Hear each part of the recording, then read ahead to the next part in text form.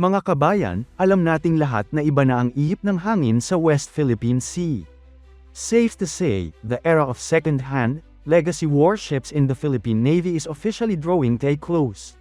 Ngayon mismo, fully operational at aktibo nang nagpapatrolya ang ating unang dalawang Miguel Malvar-class guided missile frigates, ang BRP Miguel Malvar at BRP Diego Silang, at may inaabangan pa tayong dalawang karagdagang units na on order mula sa late 2025 contract natin sa HD Hyundai. Pero ito ang malaking tanong, sapat na ba ang 3,200-ton frigates para tapatan ang mga high-end external threats sa ating rehiyon? Habang ang Malvar class ay napakabisa para sa point defense at localized patrol operations, a modern navy needs what we call blue water capabilities. The short answer is no. Hindi pa ito sapat para sa pangmatagalang deployment sa bukas na karagatan. Kaya naman sa ilalim ng binagong Re-Horizon 3 Modernization Program, niluluto na ng Department of National Defense ang pinakamalaking hakbang nito, ang opisyal na Large Frigate or Destroyer Program. We are talking about massive surface combatants, mga barkong may bigat na 3,500 hanggang 5,000 tons. Hindi lang ito basta mas malaki, ang mga barkong ito ay magsisilbing fleet command ships. Nilagyan ng mga ito ng fixed-phase AESA radars at may kapasidad na magpakawalan ng heavy, long-range anti-air missiles para protektahan ang buong flotilla o grupo ng mga barkong kasama nito. Ito ang magiging tunay na fleet flagships ng Pilipinas. Sa video na ito, hihimayin natin ang 5 pinakamalalaking global defense giants na nagpapasiklaban para makuha ang dambuhalang kontratang ito. Simulan natin sa pinaka-obvious at home court favorite, ang HD Hyundai Heavy Industries ng South Korea. Subok na natin ang Hyundai. Sila ang nagtayo ng ating Jose Rizal class at ng dalawang operational na nating Malvar class, pati na rin ang dalawa pang kasalukuyang ginagawa para makumpleto ang ating 4-ship frigate backbone. Kumbaga, kabisado na ng Navy at ng Hyundai ang operating philosophy ng isa't isa. Para sa Horizon 3 Large Frigate Project, ibinibida ng Hyundai ang kanilang HDF 3500 o HDF 4000 platform. Ang disenyo nito ay heavily based sa pinakabagong Chungnam-class frigates ng Republic of Korea Navy. Ang pinakamalaking upgrade dito, ang tinatawag na integrated mast na may fixed 4-phase phased array radar. Ibig sabihin, wala nang umiikot na antena sa tuktok ng mast. Sa halip, 4 na flat panels ang permanenteng nakatitig sa 4 directions sabay-sabay ng walang millisecond na delay. Dagdag pa rito ang pinalaking 32-cell Vertical Launch System, VLS, na may kakayahang mag-accommodate ng mas malalaki at mas malalawak ang nararating na interceptor missiles. Ang pinakamalaking advantage ng Hyundai rito ay commonality at logistics simplifies. Dahil halos buong modernong fleet natin ay galing sa kanila, mas madali, mas mabilis, at mas mura ang training ng ating mga crew at ang supply chain ng mga pyesa. Pero sandali lang, hindi nag-iisa ang Hyundai sa South Korea dahil pumasok na rin sa eksena ang kanilang mortal na karibal, ang Hanwha Ocean, na dating kilala bilang DSME. Napakalakas ng hatak ng kumpanyang ito dahil Hanwha Systems ang gumagawa ng Combat Management System o CMS na nagsisilbing pinakautak ng lahat ng ating mga kasalukuyang modernong barko mula sa Jose Rizal hanggang sa Malvar class. Ngayong may sarili na silang dambuhalang shipyard group, seryoso ang Hanwha na agawin ang korona mula sa Hyundai.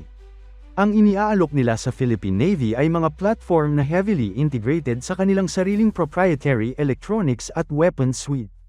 Kasama rito ang sikat na KSOM o Korean Surface-to-Anti-Air Missile.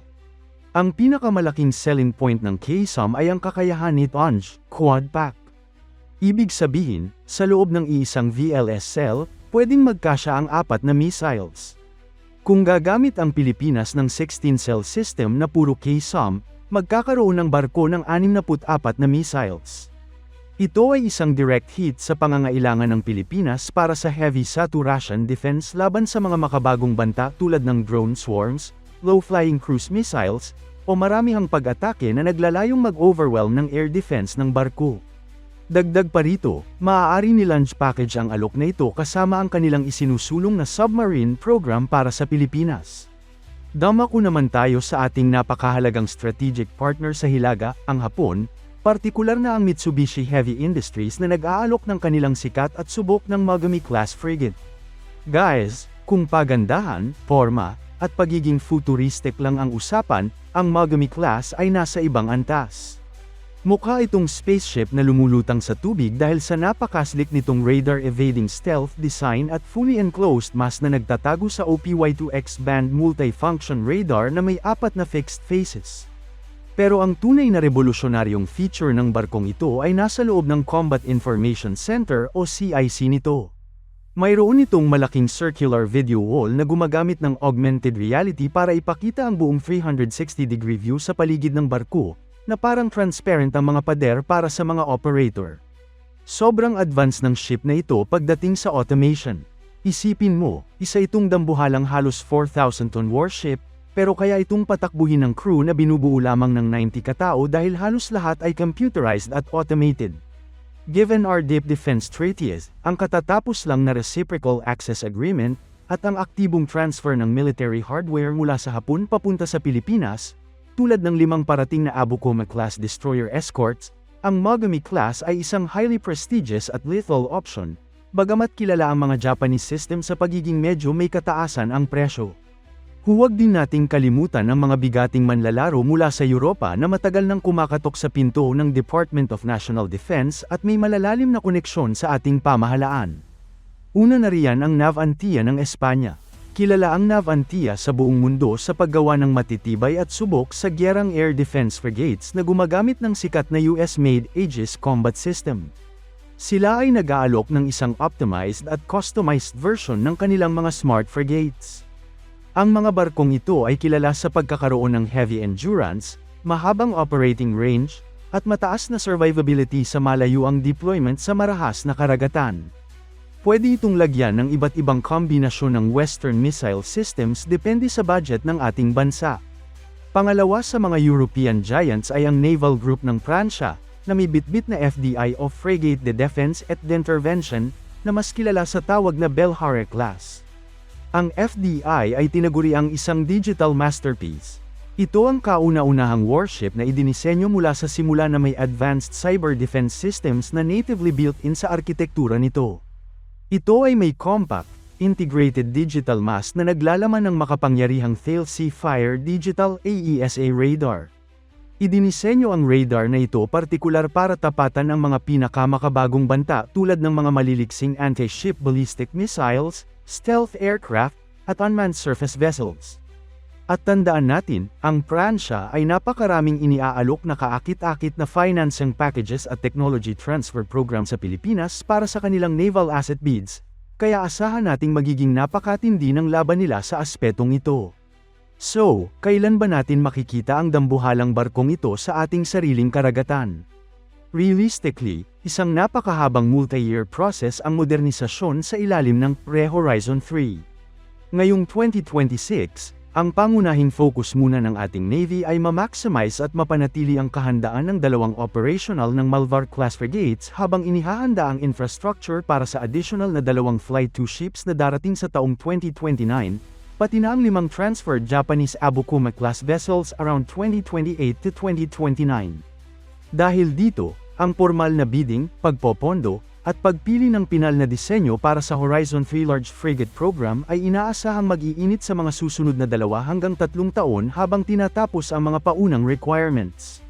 Kapag napirmahan na ang kontrata, it takes about 4 to 6 years para maitayo, mai-test, at tuluyang may commission ang isang barkong may ganitong kakomplikadong fixed-face radar at heavy weapon systems.